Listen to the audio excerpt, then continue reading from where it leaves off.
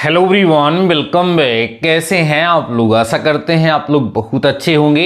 Dear students, आज का हमारा ये लेक्चर आपके चैप्टर गुणोत्तर श्रेणी अर्थात ज्योमेट्रिकल प्रोग्रेशन का थर्ड लेक्चर होने वाला है। डियर स्टूडेंट्स, इसके पहले आपको इस चैप्टर के बिहाफ पर 2 लेक्चर प्रोवाइड कराए जा चुके हैं। आई होप आप सभी लोगों ने प्रीवियस दोनों लेक्चर को जरूर से जरूर देख लिया होगा। नहीं देखा होगा तो चैनल पे अप्लाइड मैथ फर्स्ट के नाम से प्लेलिस्ट बनी हुई है, वहां पर जाकर के आप अपने फर्स्ट चैप्टर और इन 2 प्रीवियस लेक्चर को भी कवर कर सकते हैं। डियर स्टूडेंट्स, आज के इस लेक्चर का हमारा टॉपिक है गुणोत्तर श्रेणी के n पदों का योग। ठीक है, उसका हम लोग डेरिवेशन करेंगे, फार्मूला क्या होता है उसको जानेंगे। साथ ही साथ आज के इसी लेक्चर में हम अनंत गुणोत्तर श्रेणी के बारे में सीखेंगे और अनंत गुणोत्तर श्रेणी के अनंत पदों के योग के बारे में भी आज के इसी लेक्चर में हम चर्चा करेंगे। तो डियर स्टूडेंट्स, लेक्चर बेहद इंपॉर्टेंट होने वाला है। कॉपी और पेन निकाल लीजिए, सारे टॉपिक को ध्यान से हमारे साथ समझते चलिएगा और नोट डाउन करते चलिएगा।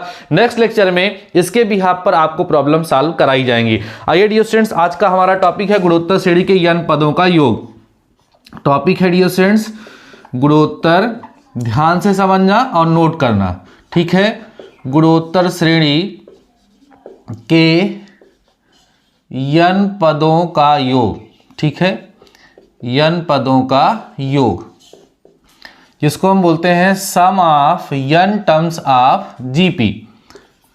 सम of n terms of GP, गुणोत्तर श्रेणी के n पदों का योग। अब गुणोत्तर श्रेणी के n पदों के योग से क्या तात्पर्य है, ये अगर आपने समांतर श्रेणी पढ़ा है तो आपको क्लियर होगा कि n पदों का योग का एक ऐसा फार्मूला होता है जिससे हम किसी जीपी के जितने टर्म्स का सम फाइंड करना चाहे उनको हम डायरेक्ट फाइंड कर सकते हैं। तो आइए इस फार्मूले का हम डेरिवेशन करते हैं। Let any GP which first term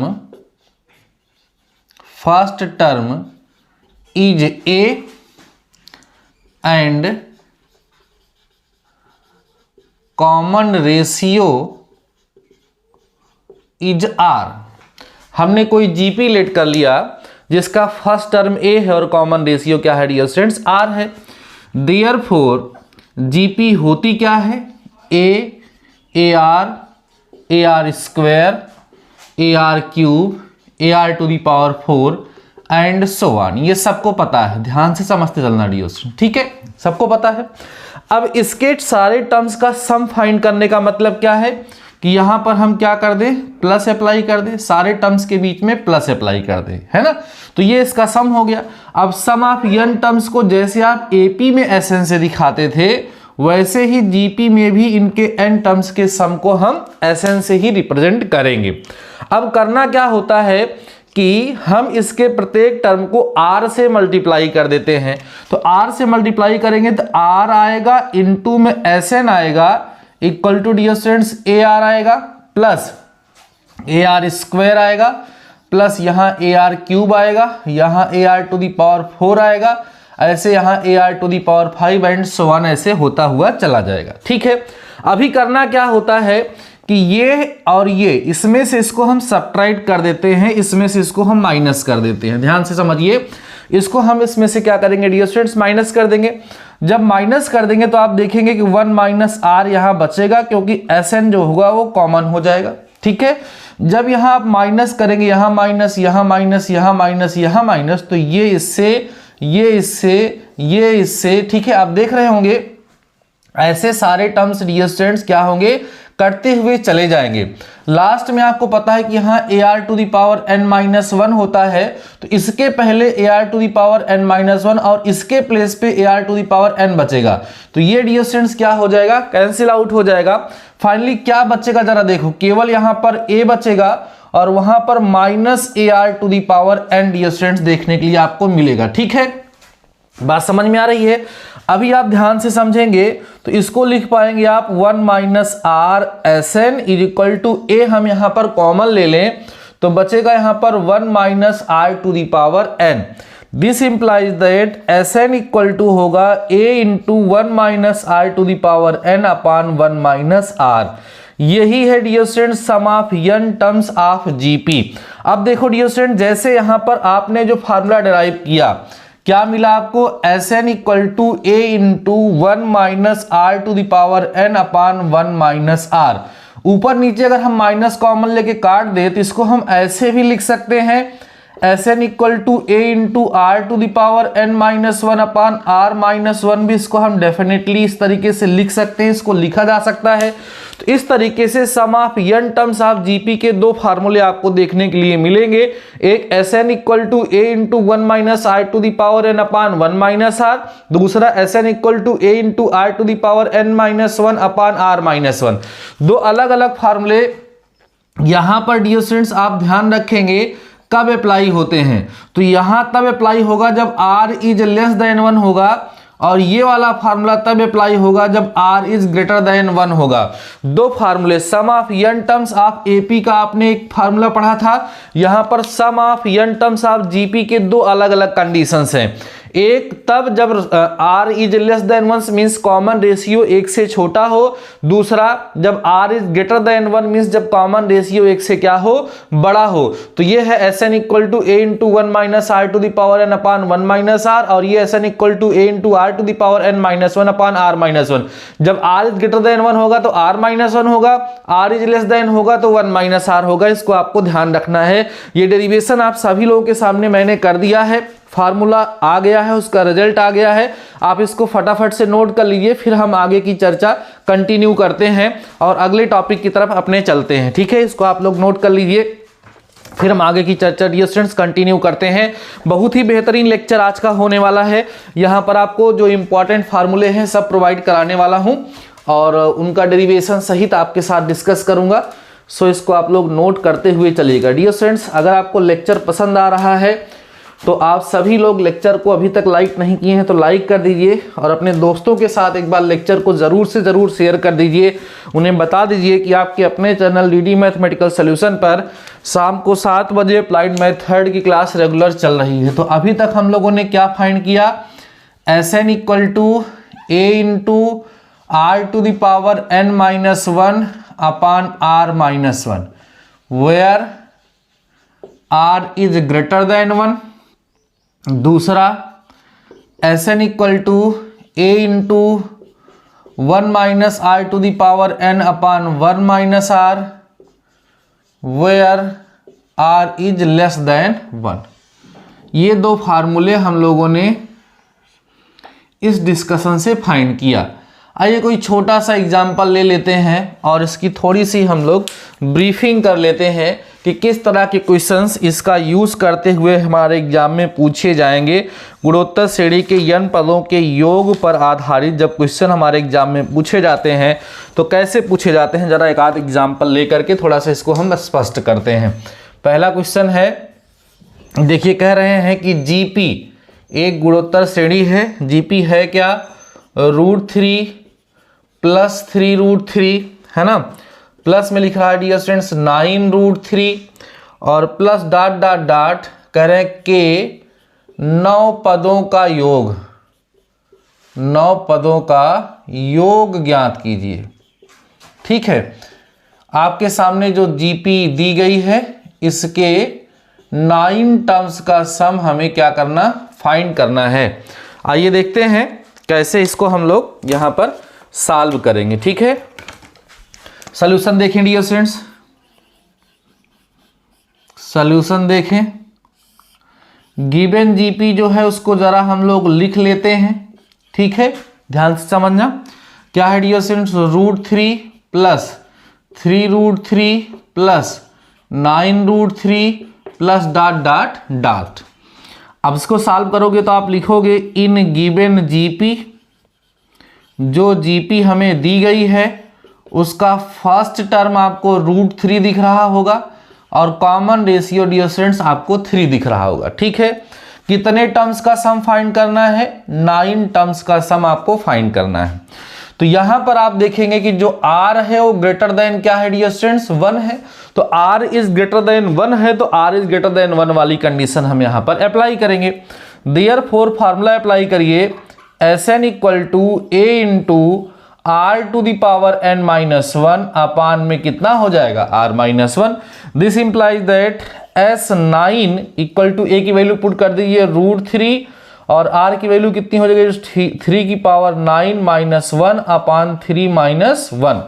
solve कर देंगे, this implies that S9 equal to √3 और 3 to the power 9 minus 1 upon में 2, यही आपका आंसर हो जाएगा।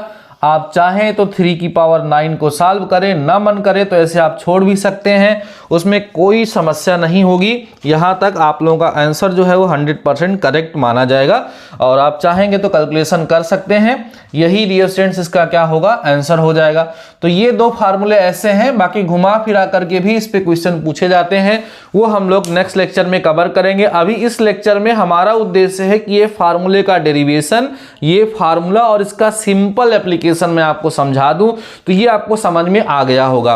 अब हम थोड़ी चर्चा करेंगे अनंत गुणोत्तर श्रेणी पर और अनंत गुणोत्तर श्रेणी के अनंत पदों के योगफल पर। मींस हमें डिस्कस करना है इनफाइनाइट ज्योमेट्रिकल प्रोग्रेशन क्या होता है और इनफाइनाइट ज्योमेट्रिकल प्रोग्रेशन के इनफाइनाइट टर्म्स का सम कैसे फाइंड करते हैं, उस पर हम थोड़ी सी चर्चा करेंगे और उसका कुछ एग्जांपल लेकर के हम सॉल्व करेंगे। ठीक है, इसको आप लोग नोट कर लीजिएगा डियर स्टूडेंट्स। अच्छा, आप लोग नोट्स बना रहे हैं या नहीं बना रहे हैं, मुझे कमेंट सेक्शन में कमेंट करके जरूर से जरूर डियर स्टूडेंट्स बताइएगा। ठीक है, प्लीज आप कमेंट सेक्शन में कमेंट करके बताइएगा जरूर से जरूर कि आप नोट्स बना रहे हैं या नहीं बना रहे हैं, क्योंकि नोट्स नहीं बनाएंगे तो फिर कोई फायदा नहीं होगा। ठीक है, लेक्चर जो यहाँ पर आपको प्रोवाइड करा जा रहे हैं, केवल आपको उसको देखना नहीं है, उसको हमारे साथ साथ आपको करना है। जब उसको आप साथ साथ हमारे करेंगे, डिस्कस करेंगे, देखेंगे, उसको नोट करेंगे ना, तब आपको ज़्यादा बेहतर तरीके से समझ में आएगा। केवल और केवल आप उसको देखते रहेंगे तो एक बार तो आपको लगेगा कि सारी चीज़ें समझ में आ रही हैं, लेकिन फिर वो जल्द से जल्द आपके दिमाग से हटने लगती हैं। इसीलिए डियर स्टूडेंट्स हमेशा से ध्यान रखिए, कॉपी और पेन लेकर के आप लेक्चर में बैठा करिए। आइए हम बात करते हैं अनंत गुणोत्तर श्रेणी की। ठीक है, ध्यान देना, अनंत गुणोत्तर श्रेणी, अनंत गुणोत्तर श्रेणी जिसको हम बोलेंगे infinite geometrical progression, infinite geometrical progression.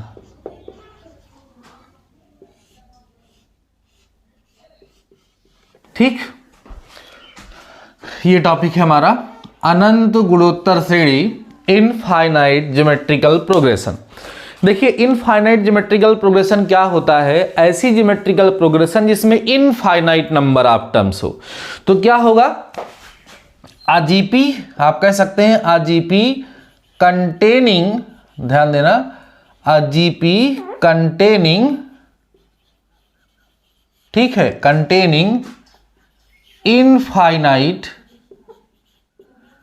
Number of terms. ठीक है, ऐसी जीपी जिसमें इनफाइनाइट टर्म्स हो उसी को हम इनफाइनाइट ज्योमेट्रिकल प्रोग्रेशन कहते हैं।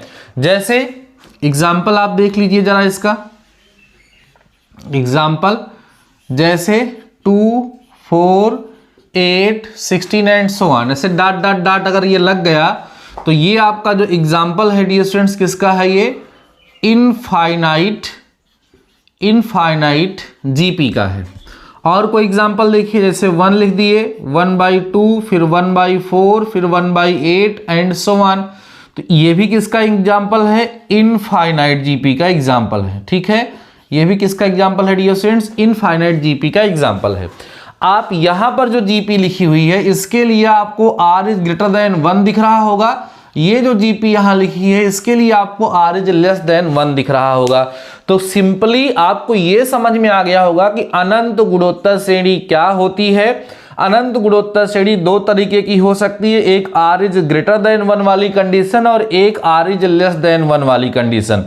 ठीक है, अभी हम बात करने वाले हैं, ठीक है, अनंत गुणोत्तर श्रेणी के अनंत पदों का योग। ध्यान देना डियर स्टूडेंट्स, अनंत जीपी के अनंत पदों का योग, ये हम लोग डिस्कस करने वाले। ध्यान समझना dear students, sum of infinite terms of infinite GP, ध्यान से समझते चलना, सम ऑफ infinite terms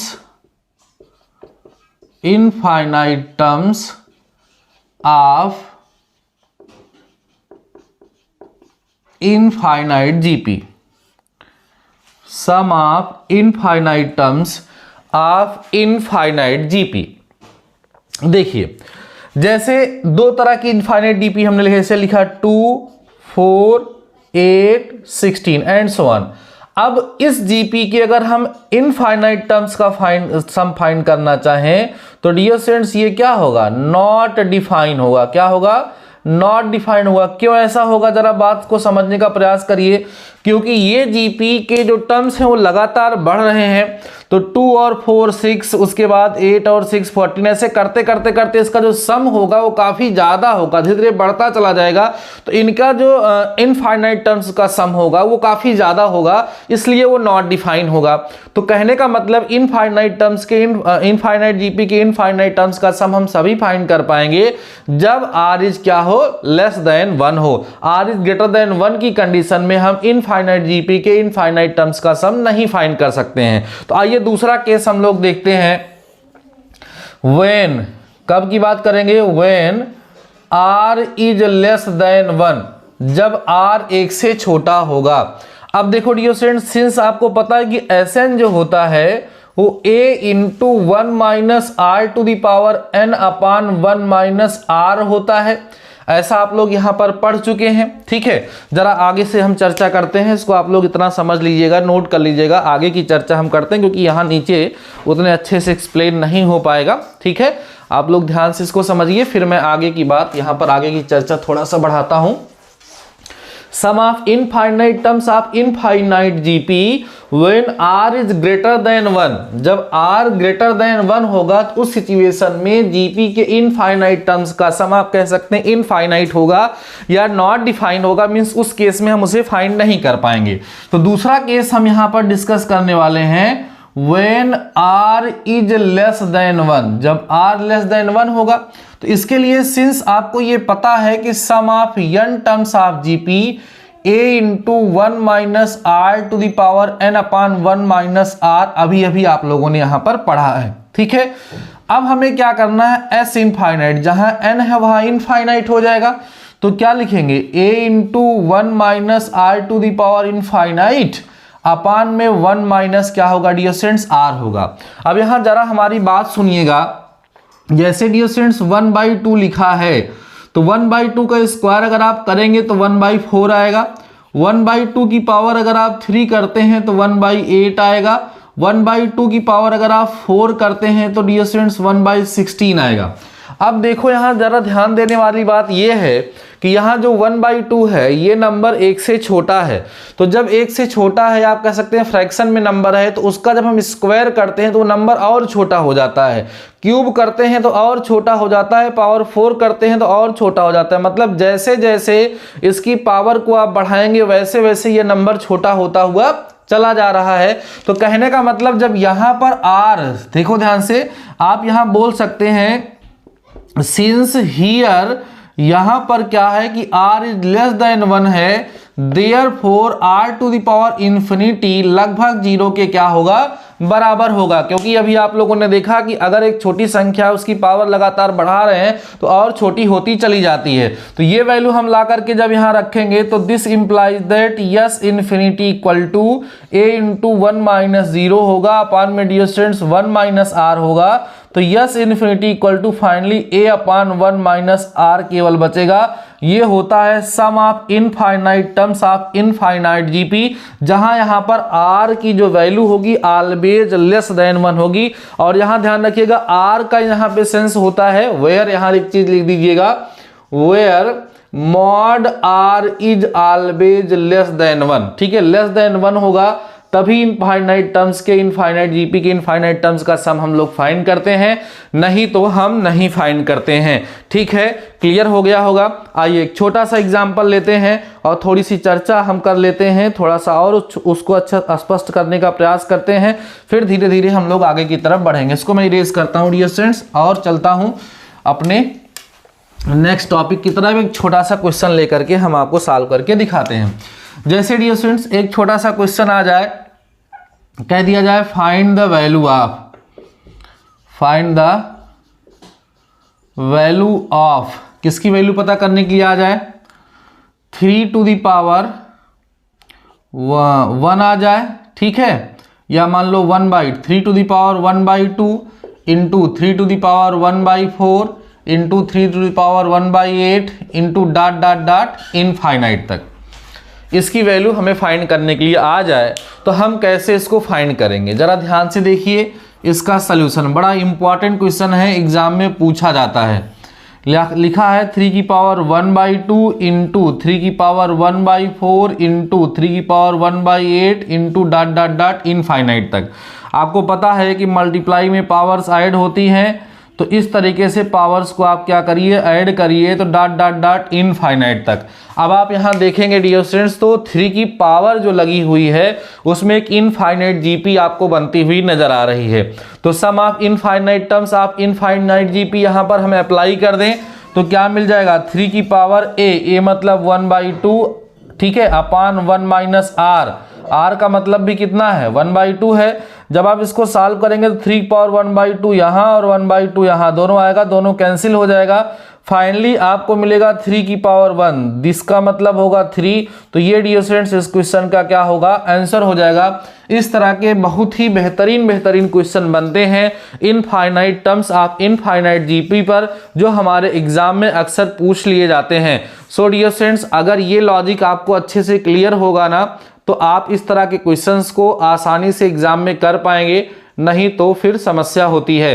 ठीक है, आई होप आपको ये टॉपिक जो मैंने यहाँ समझाने का प्रयास किया वो बहुत ही बेहतरीन तरीके से समझ में आ गया होगा, किसी प्रकार का कोई डाउट आपके माइंड में नहीं बचा होगा। ठीक है, इसको हम इरेज करते हैं। ठीक है, आई होप आपको ये सारे के सारे टॉपिक, सारे के सारे कंसेप्ट जो मैंने आपको बताए हैं वो बहुत ही बेहतरीन तरीके से समझ में आ गए होंगे।